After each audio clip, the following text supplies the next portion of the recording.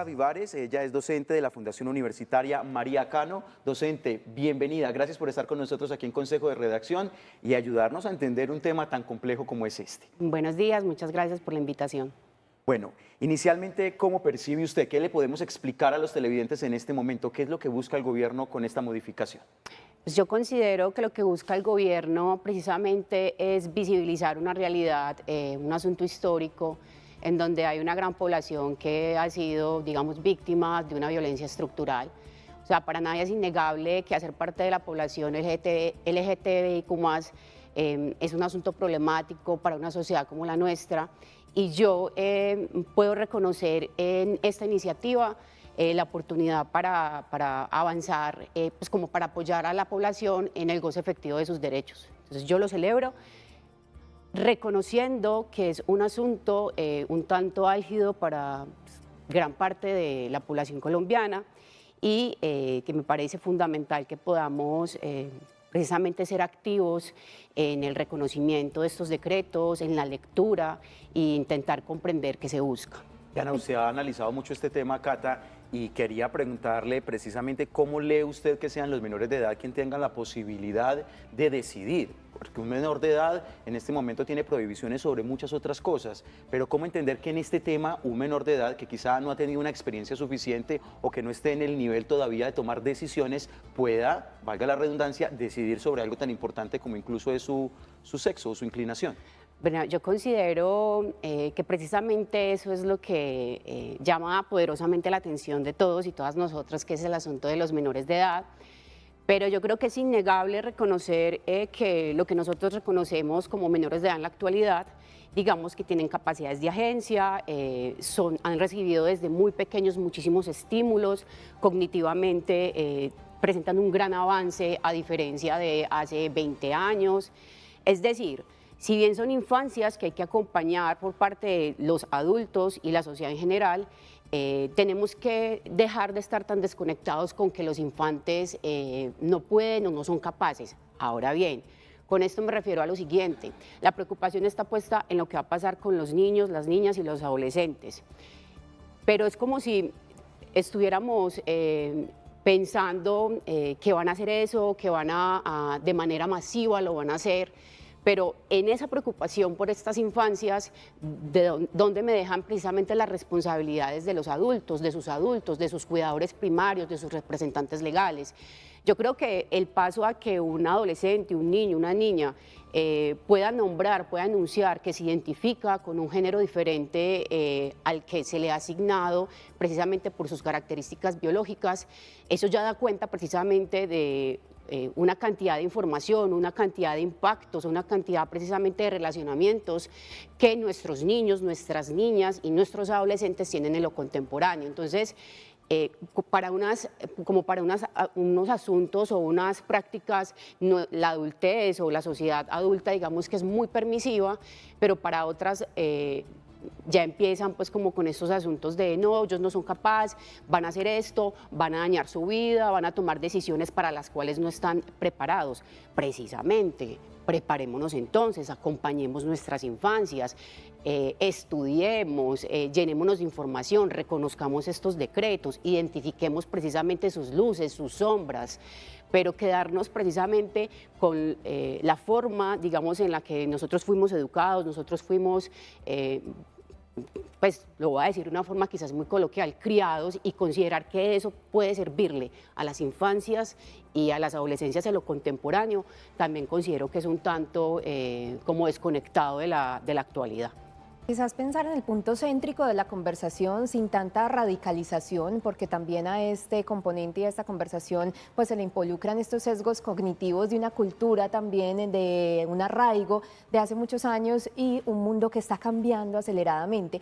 Pero en ese orden de ideas, profe, para ampliar un poco más el alcance de esta medida, ¿cómo impacta a los menores? Ellos de manera autónoma van y dicen, yo ya no quiero ser esto, sino que quiero ser lo otro. ¿El acompañamiento de un adulto está involucrado en este decreto y en este borrador o no? ¿Hasta qué punto usted desde lo legal también nos puede explicar un poco el alcance de esta norma? La norma, o sea, la idea de la norma, o sea, lo que está proponiendo... El borrador hasta sí, ahora. el borrador, muy bien dicho. Lo que está proponiendo precisamente es que sí, que los niños, no es muy claro todavía el asunto de la edad, como la ministra lo decía hace un momento, los niños pueden acercarse, de hecho, como con una documentación muy básica, la copia del registro, la copia del documento pues, actual, y nombrar y denunciar que quieren identificarse con, digamos que con otro género, y en ese orden de ideas pues hacer todo el trámite. Pero eso se dice así, se lee así, y en la práctica uno se lo imagina que es algo muy fácil, pero para eso sería necesario también precisamente capacitar a las instituciones que van a recibir, no sé si de manera masiva, este tipo pues como de requerimientos, porque yo entiendo que la preocupación, digamos que de la sociedad es precisamente esa, o sea, ¿qué va a pasar con nuestras infancias si ya van a tener esos alcances? Y eso, digamos que tiene un efecto sumamente importante en el resto de decisiones que tienen en sus vidas. Pero para ello yo sí considero que es un asunto en donde todos y todas tenemos que como comprometernos como con la comprensión de lo que puede pasar. Profe, esto es un tema muy sensible que hay que tocar con pinzas, entendiendo lo que significa, pero hablemos del arrepentimiento, esa posibilidad. Un joven decide cambiarse, pero al tiempo dice, uy, no, yo no me siento identificado, fue un tema de joven, yo ya siento que efectivamente mi vida daba por otro camino. ¿Qué pasaría en ese caso? Y de una u otra manera, ¿no cree usted que esta norma podría incentivar también a eso, a que las personas puedan hoy tomar una decisión y mañana reversarla? Sí, es posible, de hecho la norma lo contempla. Y si somos coherentes, quizás las decisiones que tomamos en algunos momentos de nuestras vidas no son decisiones que nos representen en la actualidad. Entonces, eso es posible en las infancias, en la adolescencia, y afortunadamente podemos tener, digamos que la posibilidad de la institución como para que este tipo de reverses, si se puede nombrar de esa manera, puedan darse. Ahora bien, yo creo que centrar la mirada en el arrepentimiento o ponernos como tan radicales en el asunto de los efectos negativos que esto pueda tener, yo creo que deja por fuera las posibilidades y el goce efectivo de derechos de una población que existe, que ha existido desde siempre y que considero que pueden valorar positivamente estas iniciativas, porque son precisamente ellos y ellas quienes han sido quizás ignorados, vulnerados, y pues este país es de todos y de todas. Profesora, me lleva a leer pues dos comentarios aquí de los televidentes también que por YouTube, por Facebook, por Instagram están participando activamente. Dice, por ejemplo, David Augusto Correa, estoy de acuerdo, si se define una edad adecuada, pues un adolescente a los 10 o 12 años ya tiene capacidad de reconocimiento de género y lo único que necesita es orientación psicológica y acompañamiento. Dice por su parte, por ejemplo, otro comentario ya contrario, no estoy de acuerdo, Luis Albarracín, con esta ley del gobierno, con el cambio de género se vulneran los valores de la familia. Pero bueno, para seguir en esta conversación y quizás sacar los menores de edad del punto de discusión que es el de mayor debate, hablemos de las personas LGBTIQ+.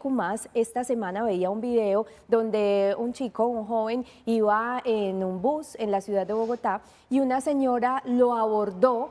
Este es el video, escuchemos, si tenemos el sonido, escuchemos lo que ocurre. Pues tal vez no, porque yo vivo feliz y no vivo pendiente de la vida de los demás. No es pendiente, es advertirle para cuando llegue el Señor y diga, Señor, yo no sabía que era pecado ser homosexual, yo no sabía que era pecado ser lesbiana. Ahí ya no tiene excusa ninguna para cuando el Señor diga, yo te lo dije. ¿Y qué Señor? El Dios Padre, Hijo y Espíritu Santo. Se supone que Dios nos ama a todos por igual, ¿no? Te mandó por el primer de tu padre a ser varón, va a ser mujer de acá. Pero es que yo sigo siendo un varón, Señor. Aparte yo vengo de una sesión de fotos. Me tocó vestirme así. No le gustan las mujeres. ¿Y usted cómo sabe? Porque la voz te lo dice. Señora, pues simplemente tengo una voz aguda. Nada, el Señor no te engaña. El Señor a mí me mandó así por algo. Por la engaña, el Señor no te mandó, te cambió la chupa después de 10 minutos. No más. Creo que el Señor juzga más a la gente metida, ¿no? Sí, porque no lo... Bueno, pues la libertad de uno llega hasta donde llega la libertad del otro. Vemos como la señora también agrede a este chico en el bus que van de transporte público en Bogotá, diciéndole que no va a tener perdón de Dios, que se va a ir para el infierno, que bueno, una cantidad de acusaciones, de hecho públicas con otras personas alrededor. El chico se siente intimidado. Esta norma podría llevar a reivindicar quizás el lugar en el mundo de muchas personas que ya en la adultez y que ya en medio de su madurez han decidido cuáles son sus inclinaciones, y también encontrar el contexto en el que otras personas pues no estén opinando de la vida de los demás. Como desde lo cultural podríamos decir que esta norma podría llegar a mejorar quizás condiciones de estos chicos y de estos jóvenes que están hoy en día en otra decisión y que otras personas no lo entienden. Pues yo considero que aportaría significativamente precisamente para que pudieran habitar este espacio de una forma más tranquila, porque el proyecto de ley propone precisamente pues como que las instituciones que hacen parte de lo estatal, digamos que pongan su granito de arena. Ahora bien, cuando tú hablas del asunto cultural, es un tema muy complejo, porque nuestra cultura, la cultura paisa, para hablarlo de una forma, digamos que más local, sí está, digamos que, estructurada a partir de discursos religiosos, en donde, por ejemplo, ahorita que nombrabas la familia, sobre el comentario de algo que leíste, donde nos hablan de un tipo de familia, la familia tradicional, nuclear, papá, mamá, hermanitos, un arbolito fuera de la casa, y todo es muy bello, y para quien le resulte esa vida, muy bien, pero la pregunta, y yo creo que nuestro compromiso como sociedad es también hacer que este espacio sea un espacio seguro para quienes no necesariamente siguen lo que hemos considerado como normal, porque eso que hemos considerado como normal también, digamos que esconde o tiene tras de sí un montón de discursos institucionales que funcionan. Y si a nosotros nos funciona siendo cisgéneros, pues bien, pero ¿y qué pasa con los que no? O sea, yo no puedo, me parece totalmente violento, por ejemplo, el video de la señora, porque ¿por qué hace eso? O sea, ¿por qué ella considera que eso está bien hecho? Porque ella incluso intenta representar a Dios en la tierra diciendo ese tipo de cosas y vulnera la existencia de esta otra persona que iba en ese bus. ¿Por qué?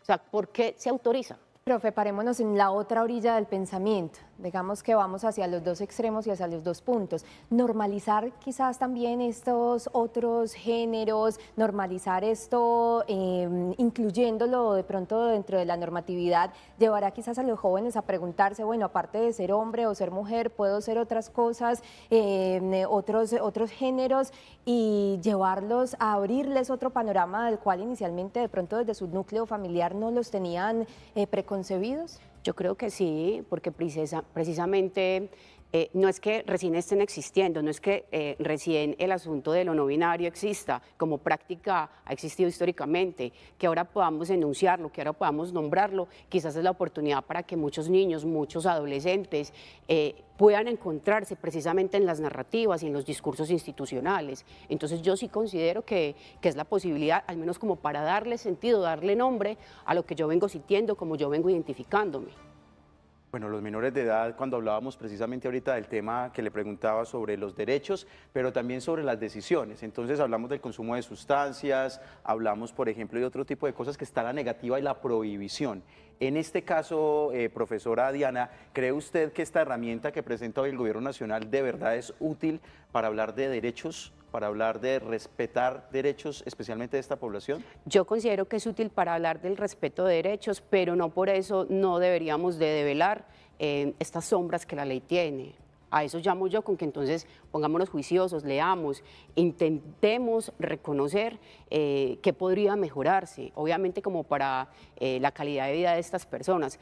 Pero con esto sí, digamos que para las personas que me están viendo, yo no hago parte de la población LGTBIQ+, es decir, que me autorizo para hablar de un tema que claro que sí me apasiona, que intento pues entender de la manera más correcta, pero más allá de eso, yo nunca he sido vulnerada por ser quien soy.